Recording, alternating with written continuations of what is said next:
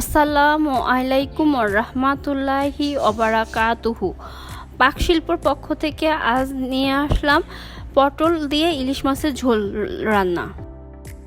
প্রথমে আমি পটলগুলোকে খোসা ছাড়িয়ে নিয়েছি এবং 4 টুকরো করে নিয়েছি।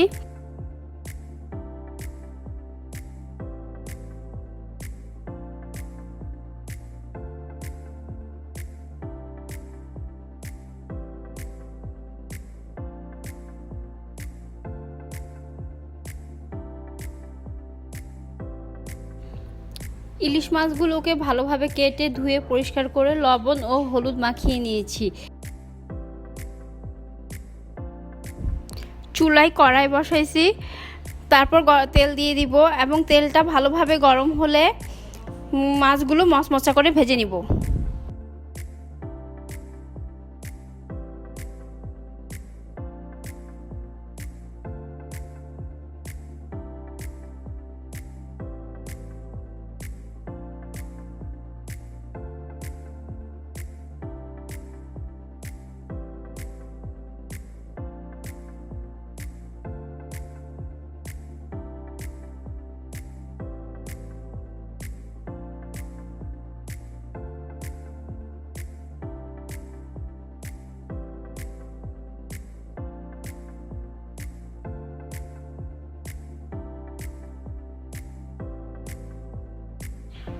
মাছগুলো ভালোভাবে ভাজা হলে তারপর একই তেলে পটলগুলোকে ভালোভাবে ভেজে নিব।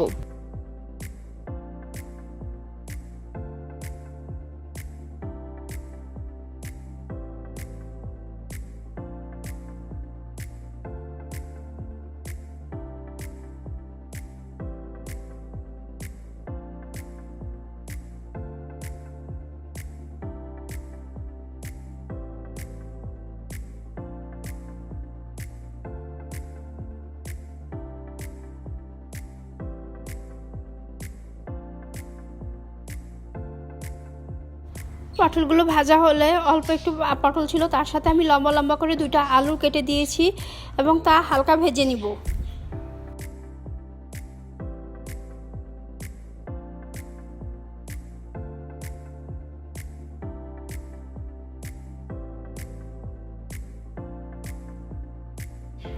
মাছ আলু পটল ভালোভাবে ভাজা শেষে তেলের কড়াইয়ে আমি আরও হাফ কাপ তেল দিয়ে দিব এবং তেলটা ভালোভাবে গরম হলে 1 চা চামচ পরিমাণ মেথি দিব এবং তা হালকা ভাজার পরে পেঁয়াজ কুচি দিব। পেঁয়াজ কুচিগুলো লাল লাল করে ভালোভাবে ভেজে নিব।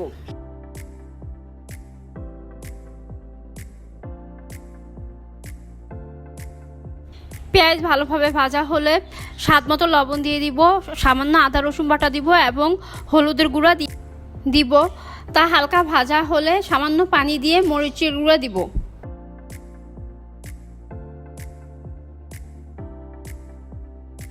মশলাগুলো ভালোভাবে কষানো হলে ভেজে রাখা আলু ও পটল দিয়ে দিব। 1 কাপ পানি দিয়ে সবজিগুলো কষিয়ে নিব।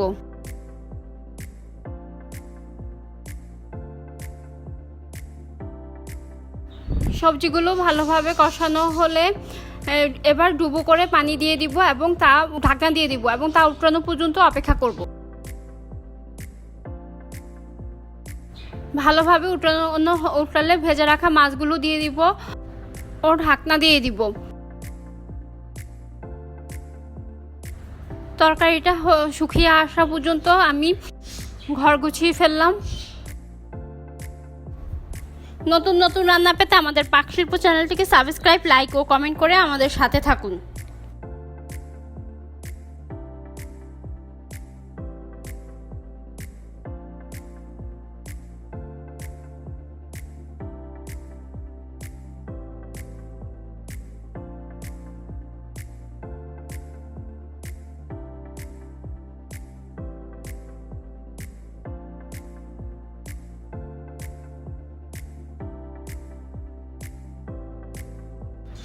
এর মধ্যে ঝোল শুকিয়ে সুন্দর আমার তরকারিটা হয়ে গেল। তো রেডি হয়ে গেল আমার পটল দিয়ে ইলিশ মাছের ঝোল রান্না। ভিডিওটি শেষ পর্যন্ত থাকার জন্য সকলকে ধন্যবাদ।